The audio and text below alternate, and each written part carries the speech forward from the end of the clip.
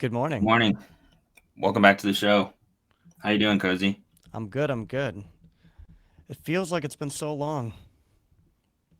It's been it's been a while. I agree. It's been over a week. I can't believe it's been that long. I feel like I was missing a part of myself. Yeah. I there were a couple days when I woke up and it was like the time that it should have been here, but where we were at, and I'm like, yeah, fuck.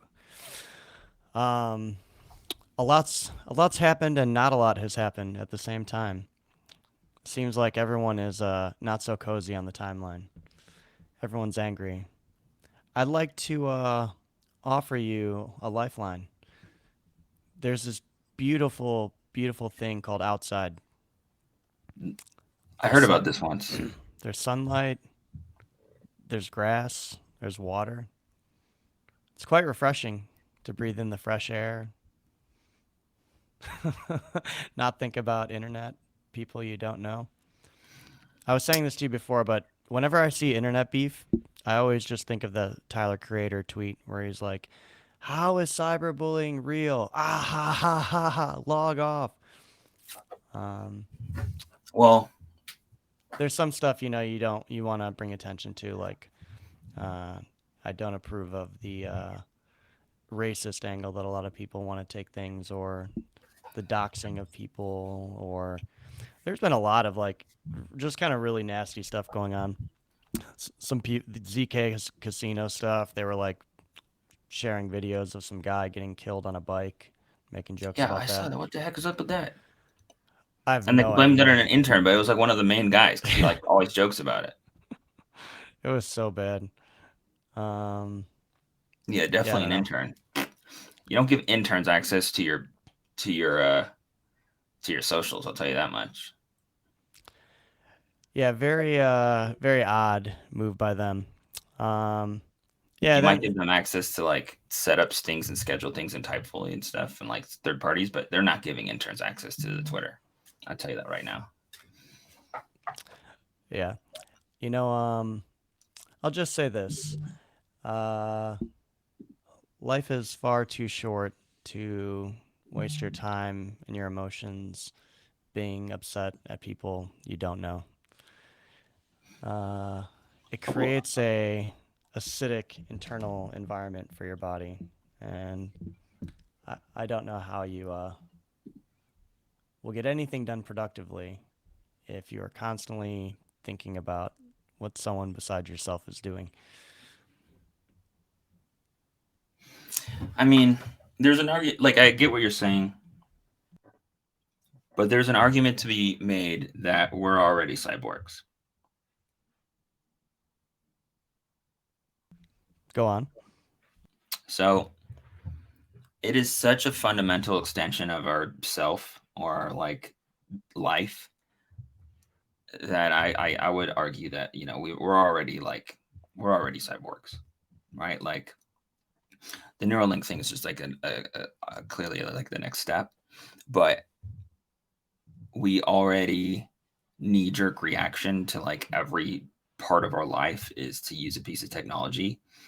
Like, and I really truly think that Zoomers are doomed. But Oh yeah, I talk about this all the time. Go yeah, ahead, and then I'll there's I'll pop in on. they're so doomed because like we were the era or the generation that grew up with technology that didn't quite work properly, right? So like we always had to fix the router or like installing stuff like required you to like do some research online. Um and like you had to do all of this different, you had to learn how to tinker with things, you had to learn how to fix things. And so we have this like subset of knowledge of like how to do all these interconnected componentry that we maybe not experts in.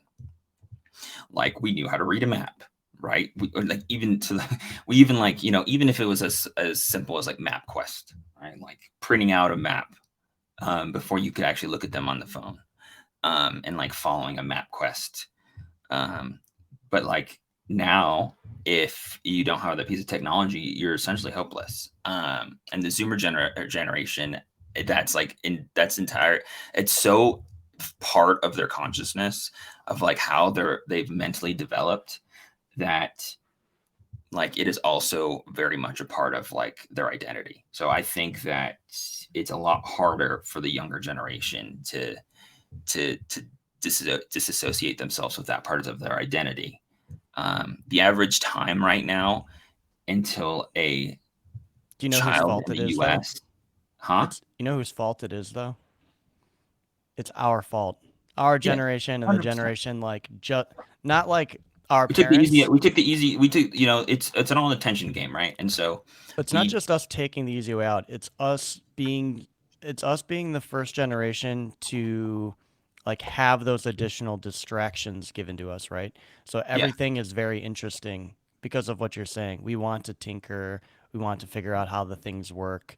We don't care if they're kind of busted because it's new and it's novel and like we're used to like the feeling of kind of being on the cutting edge. And because of that, hold on one sec.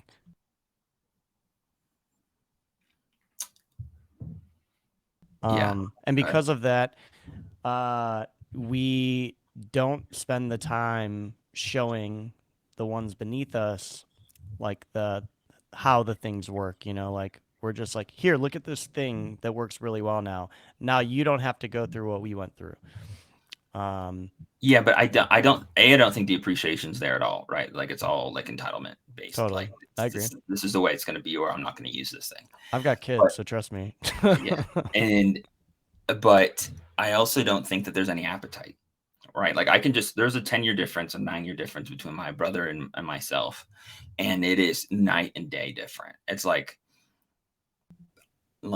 I've gave him so many opportunities that he could have like made large sums of money just by like doing a little bit of like uptake like and there's like things that he really likes like video games he really likes when Axes was like you know sub 400,000 users um and like ever I was like, hey, look, I'll pay you to play this game for 20 hours a day or 20 hours a week, right? Like this is going to be a big game.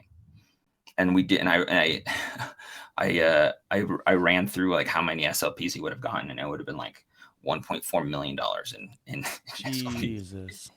Yeah, so it's like, but the thing is like it was too many. The crypto parts for him was like a little bit too many steps. So like, but it's not just that; it's everything, right? And I see this a lot.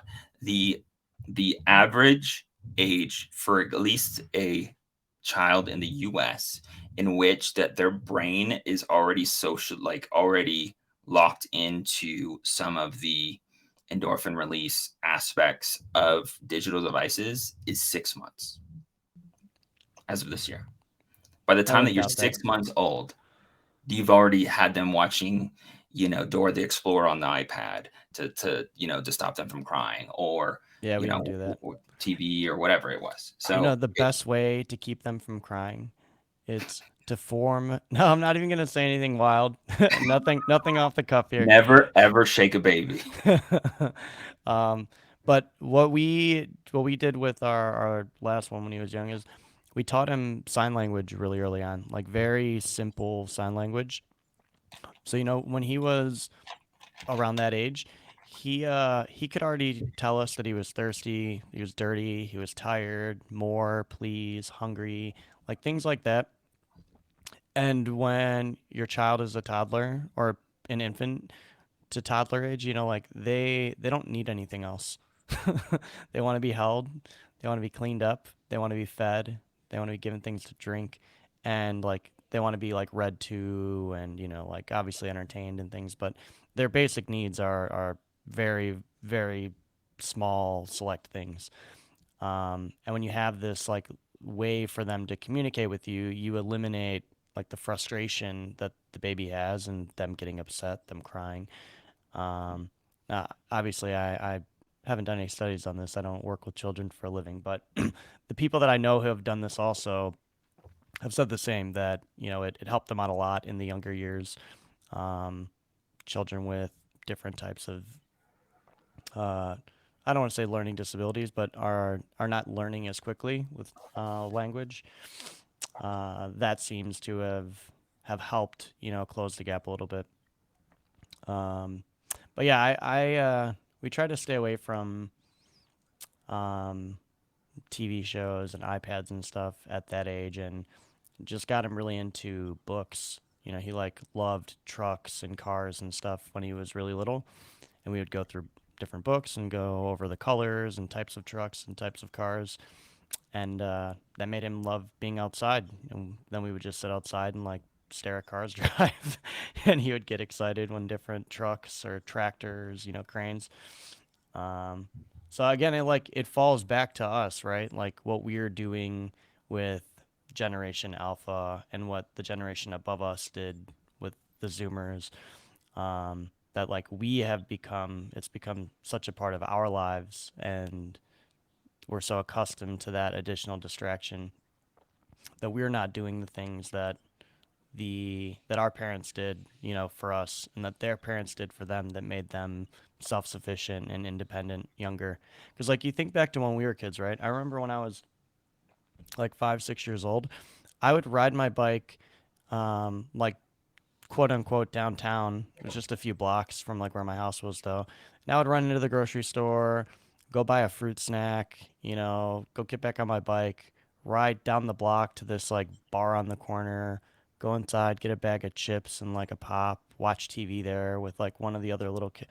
Like we just were out. Like I can't imagine like any 5 or 6 year old from of any kid, you know, like 10 years old now to under, like any of those kids at the age of 5 or 6, I can't imagine them being independent enough to do any of that. Like some of them to even, you know, like ride the bike or know how to get back to their street or their cul-de-sac if they left the area. I got a question for you. Shoot.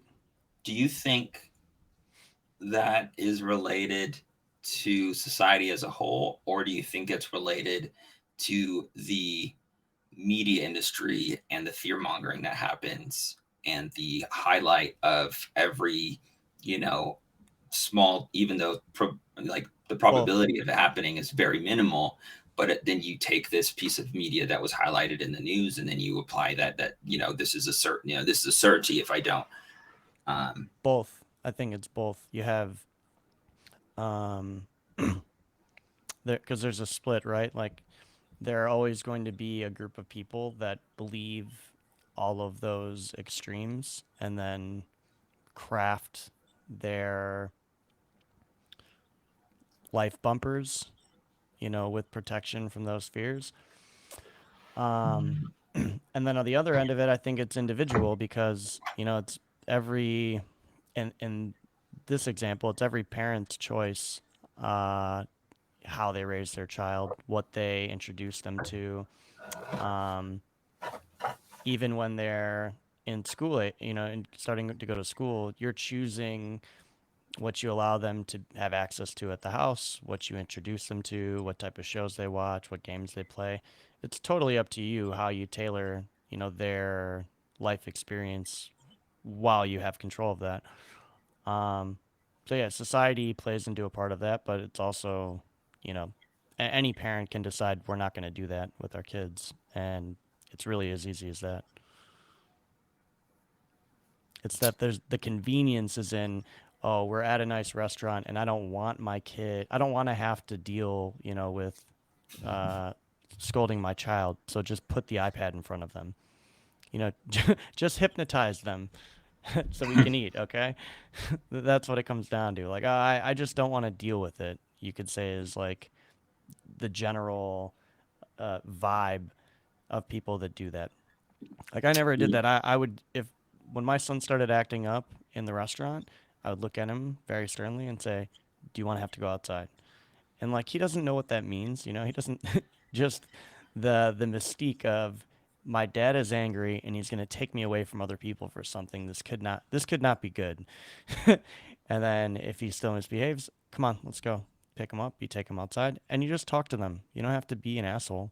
It's like explain, you know, the situation, make them understand, you know, what they're doing isn't going to be tolerated, get them to calm down, bring them back in, you know, engage with them and don't ignore them so that way they have someone to, you know, occupy them until their food gets there. But, you know, we make these choices to do other things rather than focus on, problem solving. Fair enough. Also, but the Overton window of like what is acceptable and what is not acceptable has also drastically changed in the last 20 years of like physical discipline and disciplining in public and what is considered child abuse is has drastically changed in the last 20 to 30 years too. So to probably definitely probably plays into it. Agreed. I Not saying that those are the best methods to get what the outcome that you're looking for is. It's just that those are tools that had worked for maybe our parents and maybe us as children, but not necessarily anymore. I don't practice or engage in physical abuse with any of my children, but I do Physical recognize, discipline. yeah, physical discipline in any way. But I do recognize that it is an effective method of teaching. It's like I think Well, it's anyone a that it's a played, it's a it's a it's a push instead of a pull, right? It's just a yeah, different it's a different notification type. You know what I mean? like anyone that took a combat or physical like sport seriously, I think understands that um, there are types of physical punishment that can be really effective that aren't within the realm of punching or slapping a human. Um, so like even though that's not the method or route that I go, um, I don't think that there aren't physical tasks that could be given or be used to instill discipline. All right, let's talk crypto stuff. Yeah, yeah. So, do we go permissionless? Do we cover permissionless first, Let's do or it. do we talk about how the West is collapsing? There's probably some graphs we Well, need actually, to. they're one and the same. So, I'll say this about permissionless. I think that uh, overall, outside of attendance and scheduling, I think they did a really good job with the way the event itself was set up.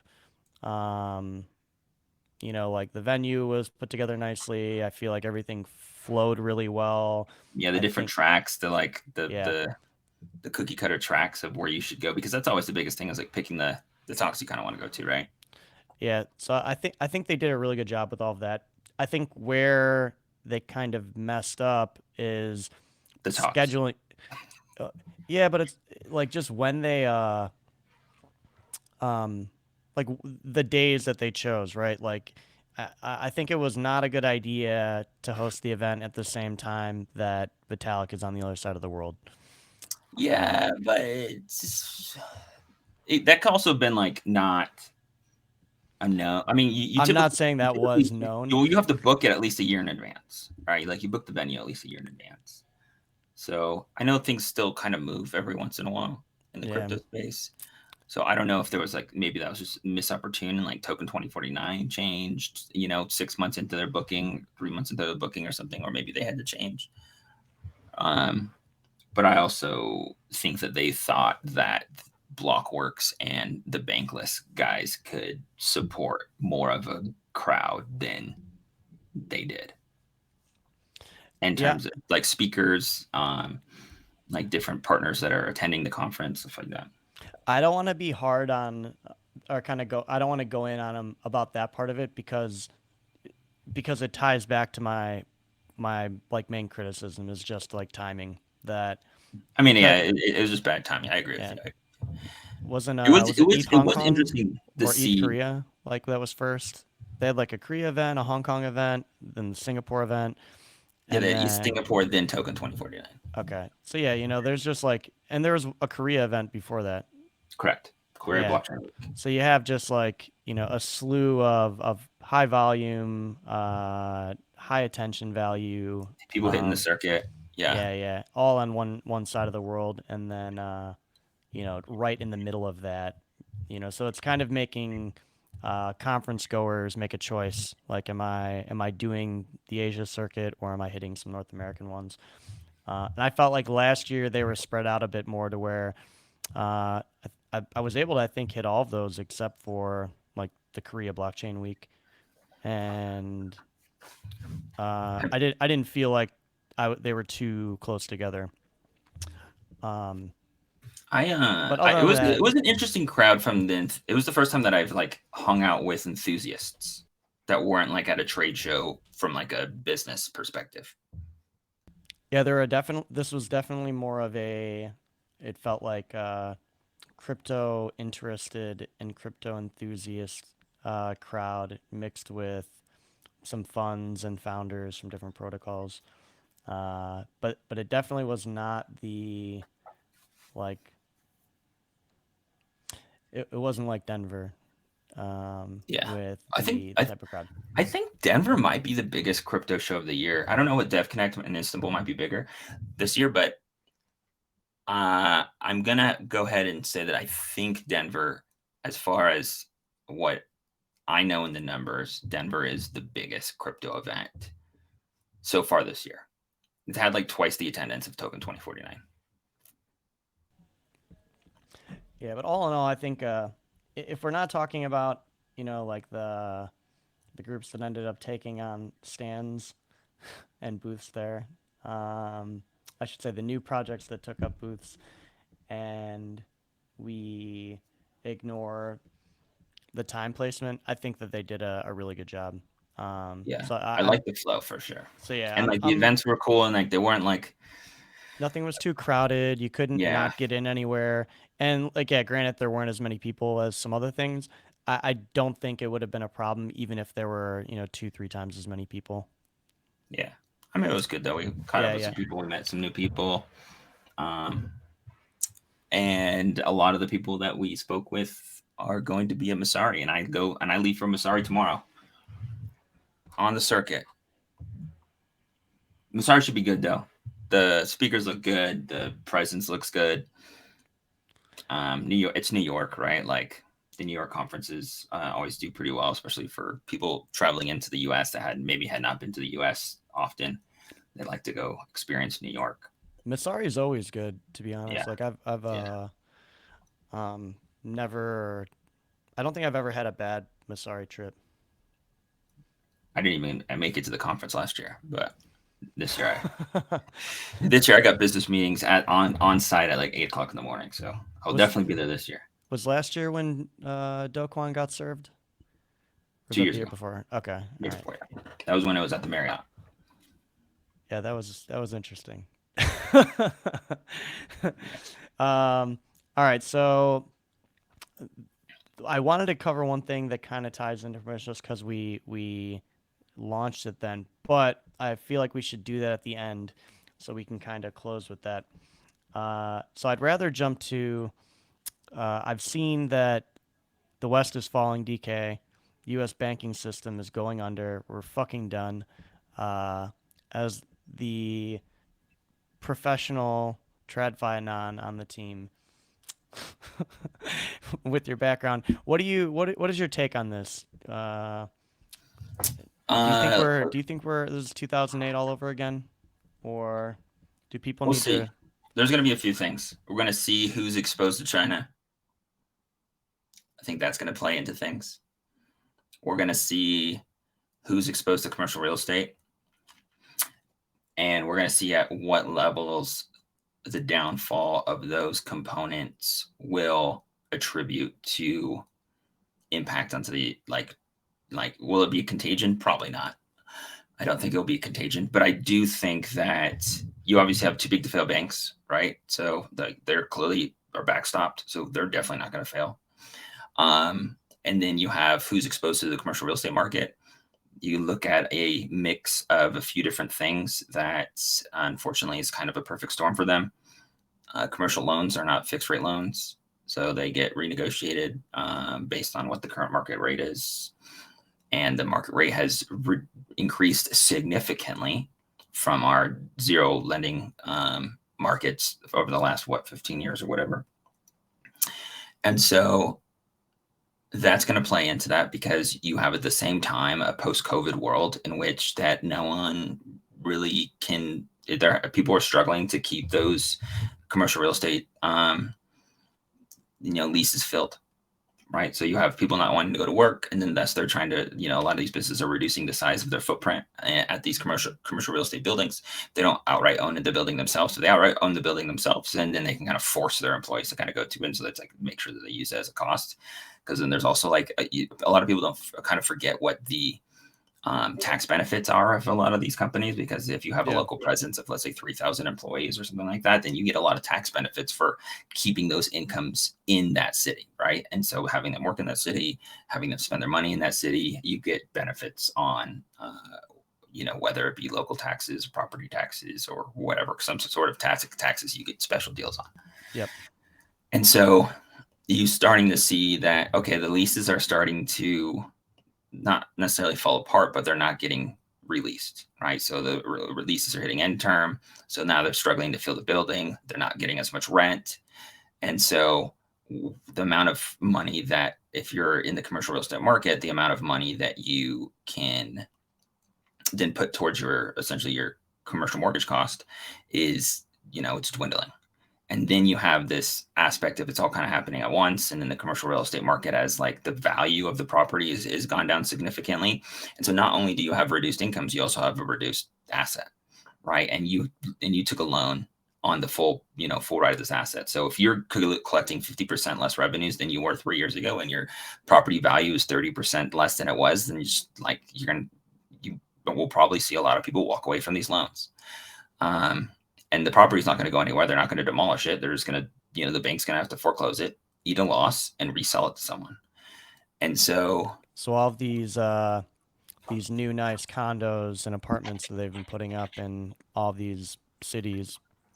My home city, one of them as well. Like I over think the this is last decade, they took over a lot of the waterfront area and they put up condos and restaurants and apartment buildings and stuff. And what they've had a depends. really hard time filling them. I don't have the answer to this. If they're already having a hard time filling them, then that's not good. Then they're probably there. But the thing is like you have like these. If you're a large commercial real estate player, you have an SPV for like every one of these purchases, right? So like every single foreclosure that you have is usually an isolated incident, right? In terms of how it plays out in the litigation in courts, that could be a different story.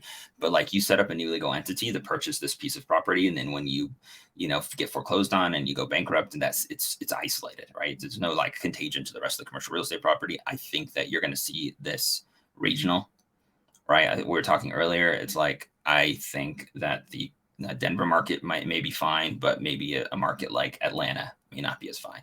I think that a lot of the markets in Texas will be great, but you might see like some parts of like California, kind of get hit by this.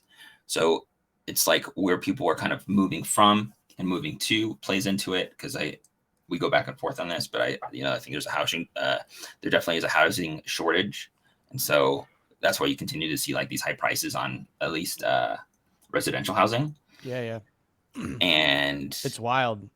Like it's hard for me because when I go and I look at new houses that I want to buy, I'm still in, or my brain is still looking at them at the value that they were like a decade ago.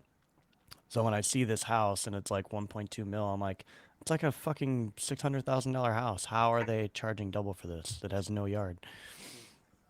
that's the real impact that inflation has. That's like a meaningful impact of how inflation kind of trickles down. Yeah, And like if you're not outpacing inflation in terms of like your salary, like you are actually left behind.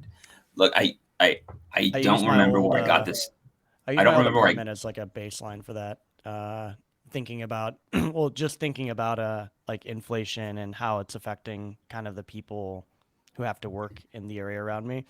Um, I think about what minimum wage was when I moved here, what it is now, and how much the apartments that I moved into before I owned a home, how much that cost for me to rent at the time that I moved in and when I moved out compared to what it does now.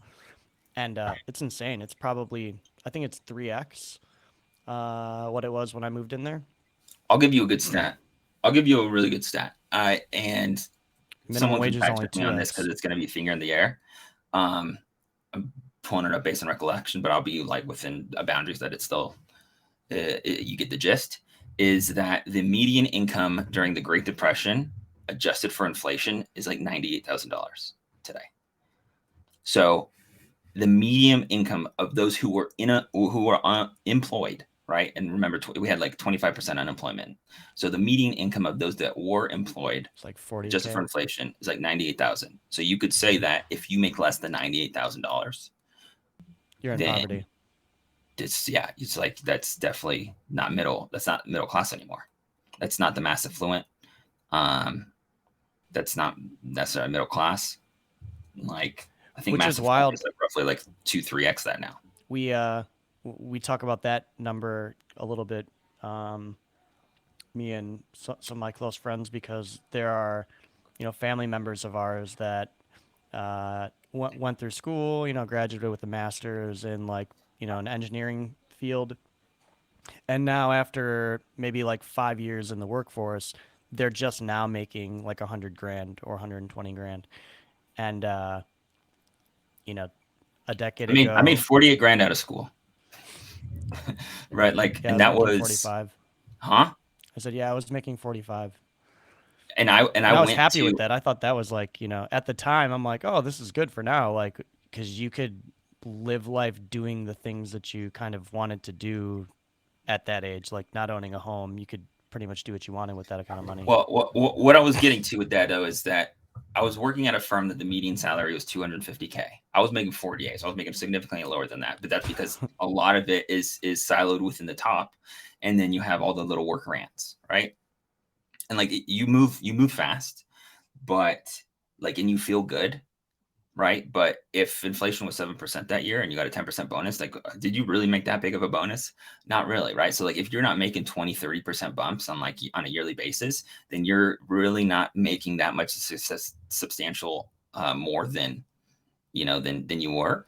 And but the thing is like it's a big corporate trap, right? So like if you come out of school, you get paid a little bit, you're happy to just have a job, you're just happy go lucky to have a job, and you try to make that your career, you will not outpace unless you jump.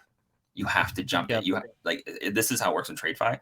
If you're not jumping, like that's when and usually what you do is you put like 10 years. And I was at the point where like I would probably start looking for jumping opportunities because you can jump and make 30-50% more, and then you're also on the same track that you are, right? So like you can make significantly more by jumping to another firm, by taking the skill set that you used at a reputable firm. But the big reputable firms that have the really big brand names are essentially they are going to like they obviously invest in you a lot in the beginning, and you're creating a lot more value than they're paying for you, but you're not outpacing inflation. So like if you try to do that as like our parents of like a 30-year career as like as like an engineer, like it's just, you're not it's you're not going to have the lifestyle that you're kind of looking for, so you're going to have to make a jump. Yeah, it makes sense. they they're extracting resources. They're like, oh, this guy who worked at JP Morgan for 10 years and did X, Y, and Z, like now we get all of the kind of trade secret training that was given to him. Exactly. Uh, Plus, we can give him a That's little the play. boost, That's the and play. he's going to work great for us because we're going to pay him, 3x what he was making. Uh, Definitely not 3x, I but know, I'm but just still, literally there's spitting like out they're like numbers. because like if you also look at it like if you look at it as a straight numbers game and not a human game, um, this is why like human capital management like is a funny term to me. Is like it's really what it is, right? Like in TradeFi, they call it human capital, and really what they're doing is they invest in you, right? So like sure, there's a certain amount that they're putting into like your actual salary that you put in your back pocket, but you have access to like really smart individuals. They're pumping like at least 20 grand in training into you a year in terms of like just professional training, speaking, negotiation skills, stuff like that. And then you continue to build that over time, and that that the your output as an individual and the different types of situations in which that you can excel in, it's a much wider net. So like they pay for a lot of stuff, and then you're gonna have to go out on your own and use the skill sets that you have. And and this is one thing that I fundamentally, back to our Zoomer conversation, that I don't think Zoomers get, right? Zoomers think that they can go on TikTok and become an influencer without any real world experience, or start a podcast without ever working in the industry. Like, it's, sure, you saw one person do this. You saw the Paul brothers do this. So two people in the same family, the probability of me becoming an influencer must be extremely high. Bobby But Altoff did it. it's the power law or whatever, right? It's like it all consolidates into a small Yeah. group of people.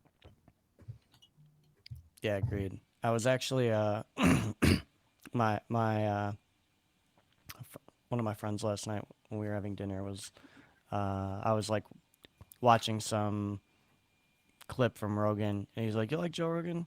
I'm like, "It's kind of a hard question to ask. Like, I like his podcast? Like, do I sit down and listen to his podcast?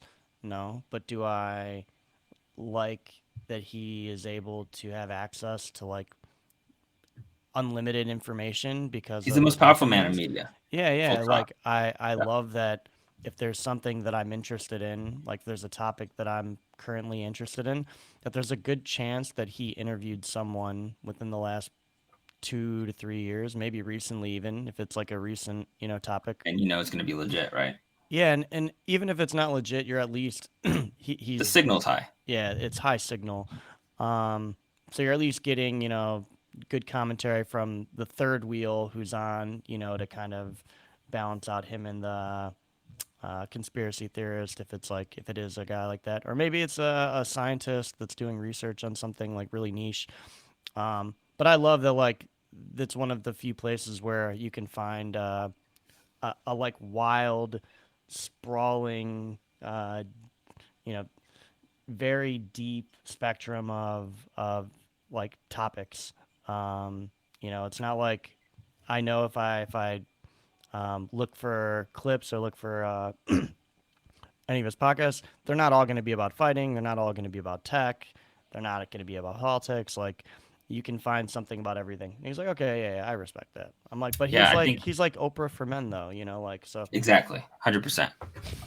He's a if you listen to him on a semi-regular basis, then you get good exposure to a lot of like cultural elements and topical, and this like whatever's relevant, both on like all fronts. Like, you get a good general overview of a lot of cool things that are happening in the world, and there's not a lot of places that you can go to get that. Especially because like people like to live in silos, and like maybe you have your video game streamers that you really like to watch, but you're like selling in such an isolated. I use the term uncultured openly, because my idea of like being cultured is like doing a lot of travel, like living different places, seeing how other people live, seeing how other cultures and different art and different Exposed, communication styles. Yeah, it's like a lot of people in the U.S. like don't even have their lack passport. exposure, It's like a majority of people in the U.S. don't even have a passport, right? Like, so like which they is have crazy. very minimal, very minimal cultural impact outside of what happens in the U.S. for already. Um, and so any bit of additional culture or open ideas, or just like having them to view the world in a different perspective, I think is good. And so I think he's like an overall good force for sure. Yeah. So on the bad side, what I said was, I'm like, he opened up this like can of worms where every washed up comedian or every washed up fighter now thought, well, I could just start a podcast. Like, look what Joe Yeah. did. So you have like this endless stream of washed up Noise. fighters Yeah. like sitting around talking to each other about nothing. Kind of like what Oh, we're doing right now. exactly. Just We're washed just a up bunch of washed up DeFi guys. talking about nothing. Uh, It's a very meta. It's a very meta spot to end it on. um, yeah, but no one who did that for crypto people. Like, no one. Like, every like crypto podcast where there's been like that Dude, we singular had BitBoy, guy. dude, but we don't have him anymore. There's going Pompolino. to be we're here to fill in the vacuum that is left by BitBoy. Yeah. Um, BitBoy Crypto News Media reached out and they asked us to start. Um, yeah, I don't know. I don't really know of of a crypto one from the past that you could say was like, the Joe Rogan, like that type of catalyst podcast to where, There's not one that lives in what's the terminology? Um, like not like indie. Yeah, independent. Yeah, independent media. There's not one in like an independent media space. yeah, I don't pay attention to the normal like media space. Who would be what would be the podcast you would consider to be that Blockworks. one? Blockworks? The Blockworks ones, yeah. Yeah. Yeah, they're the only ones that I can kind of watch. There's a few. So there's like the Lightspeed. Lightspeed does pretty well. I'm my favorite that I enjoy is probably Bell Curve. I like the Blockworks But there's ones. like I watch all those. Empire. There's all the Blockworks ones. Go All ahead. right. So no, I was gonna say. All right. So I do watch them because I do watch the Blockworks ones. I do like those. Yeah, those are pretty good, but those are crypto old time crypto guys, but also VCs. So it's like also I'm always hesitant when it's like VCs on, but I never listened to the Shin lady who I think used to be for Bloomberg, but then she spun off and did her own thing. Yeah, Laura. Yeah, and then I never listened to the A16Z crypto one. There's no need Um, to. I mean, look at their fucking portfolio.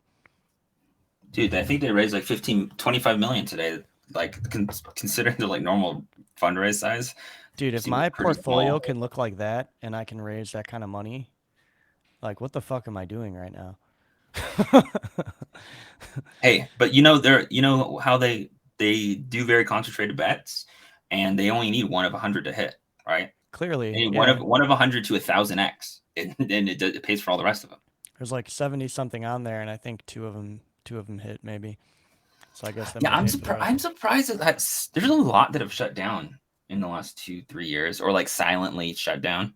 Mm. Like they're still like technically the site's still up, and technically they still have like 150K in capital, but like they update like they put a light to dark mode on their site every 6 months, but there's quite a few that I'm just like what, or they pivot 6 times.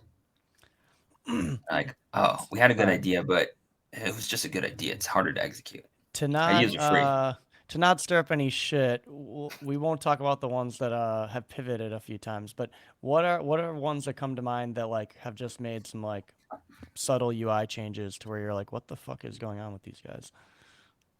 I don't know. I always think about that in DeFi Summer when like a big update was dark mode. Yes. It was both the fact that like you could spin up these sushi swap clones in a matter of like a day, right? You fork the smart contracts in Remix. You set up the front end with a forkable front end as well, because the sushi swap front end was open source. You could just swap it out. Uniswap had a lot of easy to use tools back then. And then so you have all these like guys that are like, I'm a DeFi dev now, right? Using their like 3-step medium tutorial how to set up a DeFi DEX. And then they're like, oh shit, what do I do now? I set up all these farms, and then they're like, oh, we have a huge update coming along tomorrow, and then like Friday, be like, Friday update, dark mode. Friday update, CoinGecko listing in dark mode. Yeah, CoinGecko. I loved it when you see that on the roadmap. CoinGecko listing on the roadmap. Yeah. Like it took significant dev hours to get the CoinGecko listing up. I guess if you've Guys, never done it before, then you don't really know. devs But have been like once you've slaving done it, away. 7 times, then it's like, and you have friends in Guys, CoinGecko. please be patient. Devs are working really hard to get CoinGecko and CoinMarketCap listings up. Devs are tirelessly working to get the listings up. I was watching some CoffeeZilla this last weekend, and I watched like some of the ones on like Seifu and SafeMoon, and I don't know how these like I missed these during the last bull run, um, but like I remember the Portnoy buying SafeMoon, but like other than that, I don't remember anything about Seifu. But Sifu or Seifu? Like there's some other. Seifu, it was the coin name was SAFUU, but yeah, different than Sifu. Um, Same, but different. Still the same but same. different. No, but I just was surprised at like how these guys raised like $20 million, and like if you can raise like infinite amounts of capital if you put your face on a daily YouTube stream. I feel like you just be like, I'm not gonna rug you guys. Look, it's me. Why would I do that? And then like why he's like hitting the transactions to like move the money from like the burn fund that like he had the private keys to. Like, why would anyone ever trust that a burn fund that's not going to the 00 address or like the dead address, that it It's was gonna be that burnt. like, you know, it's actually burned, Yeah. right? But I guess that, you know, that was the market we were in. So anything's possible. Um, But yeah, I like back to that briefly point. remember that. If Go ahead. you get VC funding, then you probably had at least you persuaded them in some regard. So it's just interesting that they weren't able to really. I think that there's just like if you are ready with a pitch deck, and this is going to be the alpha for the day. Create a few pitch decks of things that you think might become hot, right? Write a business plan, create a pitch deck, put together a team of people that you know that could probably implement it from a skill set perspective, throw them on the pitch deck, keep them on call, but in their normie jobs. If that heats up, right? Go to your shelf of pitch decks, pull the one that, you know, that space is starting to get hot, and then do the same thing that like all those groups did with Friend Tech. Like, but just you already have it ready. It's just sitting on the shelf, collecting dust until, oh, okay, yes, social apps, they're hot again. And you can raise some money for it. I mean, the market's way different than it was back then. You could raise money for anything, but Jonathan Wilson, if you're listening, it's time we bring back GM. Not good morning. The world will soon see GM. So just based on my not a crypto app. No, it's not a crypto app, but it's something that all crypto people could use, especially in these times of heightened stress and anger.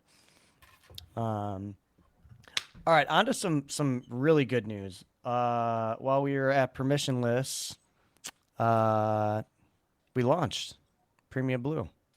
Yay! now we can sleep. Yeah, no, I last night was the first night of good sleep I got from permissionless due to all of the travel. I saw Bergie's first post after getting back from his wedding, and I haven't checked his friend tech price, but it seems like he let his friends know that he would not be active for the weekend because he would be with a girl, not expecting them to understand or anything because Mm-hmm. you know it's a girl. Um, but yeah, I told him that he was getting married and he'd be gone. He came back and like everyone nuked him.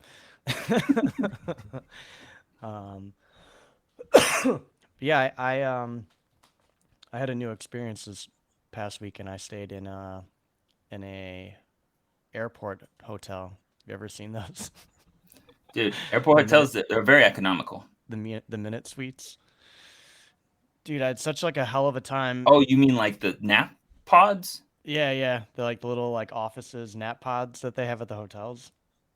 Well, I Was mean, it have like, at the airports.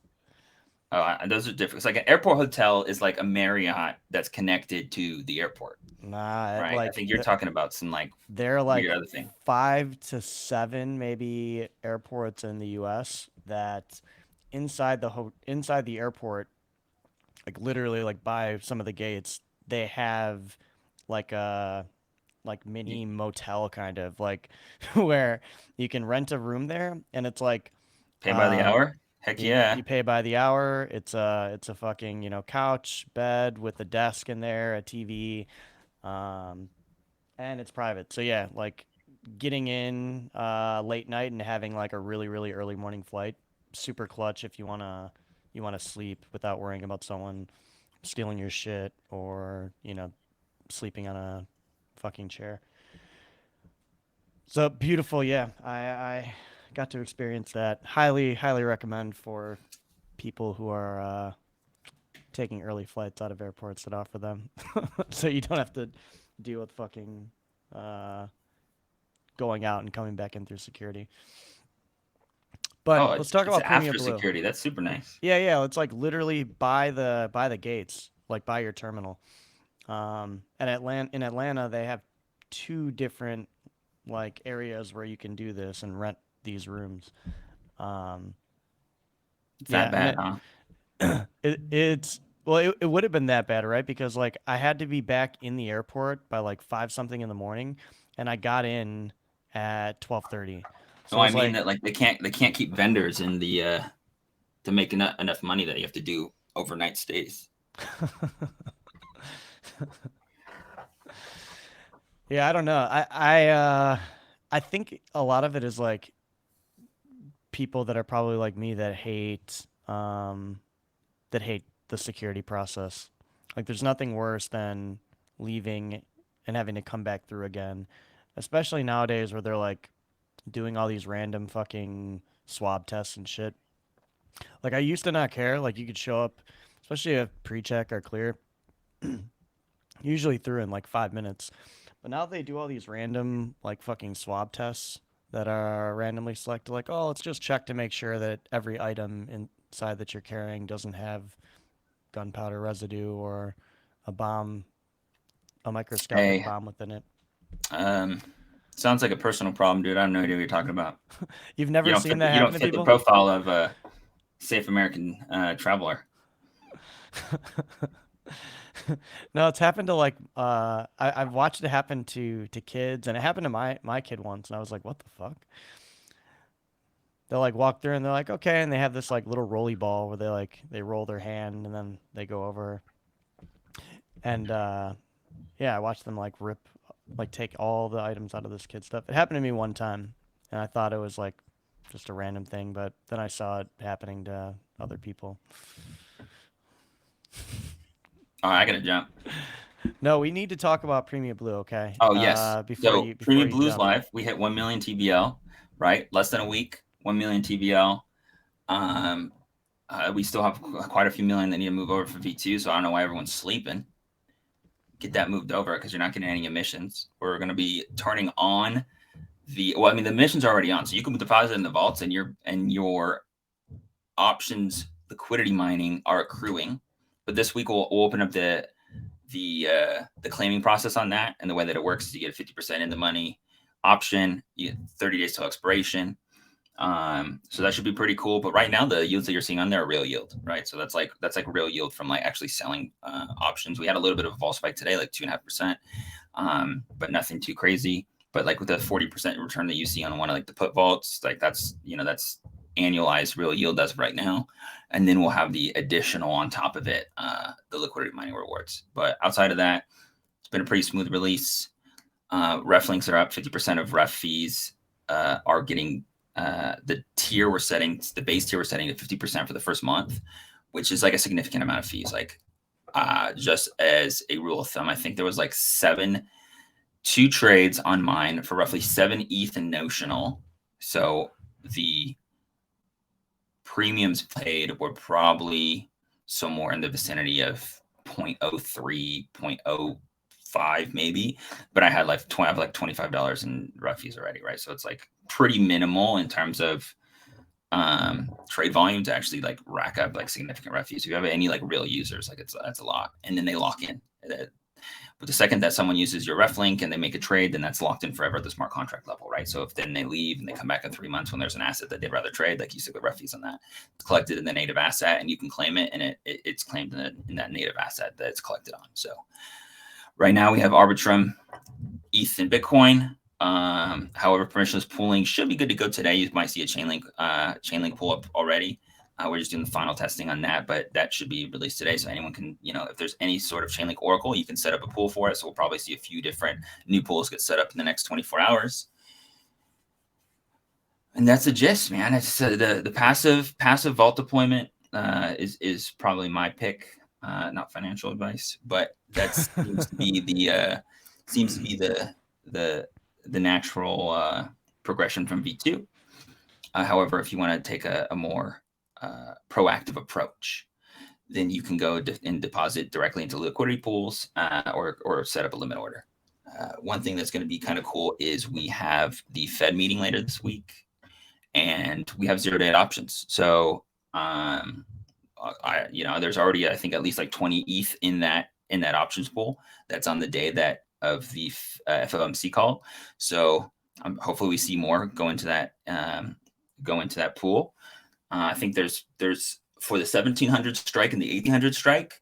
There's a decent amount of liquidity, and then we'll see if anyone provides liquidity on the put side. But again, they're super cheaply priced. Someone's already anticipating the FOMC call.